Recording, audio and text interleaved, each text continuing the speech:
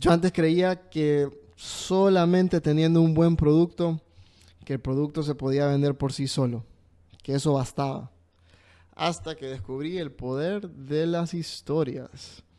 Y es que un día, viendo la página de Leite, noté que ellos con inteligencia artificial crearon esta vaquita de Milady, que era como una figura coleccionable, era un juego de ellos, algo de tendencia en su momento, pero a mí me empezó a llamar la atención, porque a mí me fascina crear cosas en 3D. Y luego noto que ellos hacen publicaciones donde aparecen jugando. Hay una combinación, hay un juego ahí de chocolate y leche.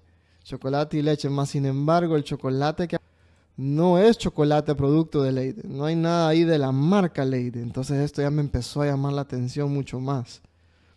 Y luego todo padre de familia sabe una de las razones por las que visitamos ciertos lugares no solamente es por la comida, sino por la experiencia que va incluida. Porque nuestros hijos no solamente quieren comer, sino que qué más puede ir incluido, qué más puedo hacer, no necesariamente con la comida, pero algo que acompañe la comida, que también crea una distracción para no tener que depender de pantallas. Entonces de aquí es donde nace la siguiente propuesta. Crear un producto que nace de alguna situación real, algo que ya se vive a diario, que pueda resolver un conflicto, luego que pueda crear una experiencia para la persona que lo consume. En este caso, ya lo van a ver, es mi hijo, que pueda activar la imaginación de los niños y por último, lo más importante, que deje una transformación. Es decir, el poder de las historias es que nos narran siempre un proceso de transformación. Algo está cambiando y eso es lo que queremos documentar en la historia. Entonces empecé a crear la Milady. Esto ya es la representación en 3D de ella para poderla hacer en chocolate, cosa que yo sabía que se podía lograr, pero lo más importante era cómo contar una historia que va detrás de la Milady, cómo narrar una historia que a todos les pueda parecer interesante. Entonces de aquí nace la creación de este video que hice con mi hijo. Aquí comienza, aquí empiezo ya a incluir los elementos de una historia. Toda buena historia nace, o comienza, mejor dicho, con un conflicto. En este caso, el conflicto intencional era quitarle la tablet a mi hijo. Él sabía que eso iba a pasar. Entonces, perdón, parte de eso es que él iba a reaccionar.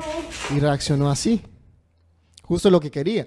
Porque acuérdense, lo importante de una historia es narrar un proceso de transformación. Y la transformación es el estado de ánimo o el estado interno de la persona. Entonces, es como mi hijo pasa de estar angustiado así a que le llegue una propuesta y cambie su cara así. Esa es la magia de las historias. Contar una transformación, un cambio en los personajes. Porque uno, o por lo menos yo antes creía que lo más importante era tomarle fotos al producto. Entonces esta promoción pudo haber sido yo tomándole fotos al chocolate de diversas tomas. Pero la magia de las historias es que no se trata del producto, se trata de los personajes y cómo ellos van cambiando, se van encontrando ellos mismos y van cambiando su forma de ver al mundo. Entonces aquí tenemos ya la presentación del chocolate, que es la propuesta. Aquí le doy el visto bueno y él empieza ya a imaginarse este mundo. Y es que esta escena fue sugerencia y ya aquí donde empieza a activarse la imaginación de mi hijo. Porque esta escena fue creada o fue sugerencia de él, de por qué no tenemos una vaquita que está en el mar. Que está encima de un barco, de unas caricaturas que él miraba, o juegos que él miraba, donde miraba que los piratas se lanzaban o había un efecto de sacrificio. Entonces todos esos elementos los unimos para crear una historia. Una historia es hacer que los personajes, en este caso la vaquita, tenga un poquito más de trasfondo, de que, ¿qué es esta vaquita? Cuando yo miro el personaje de Milady, no sé ¿Qué arquetipo encarna? ¿A qué me refiero con eso?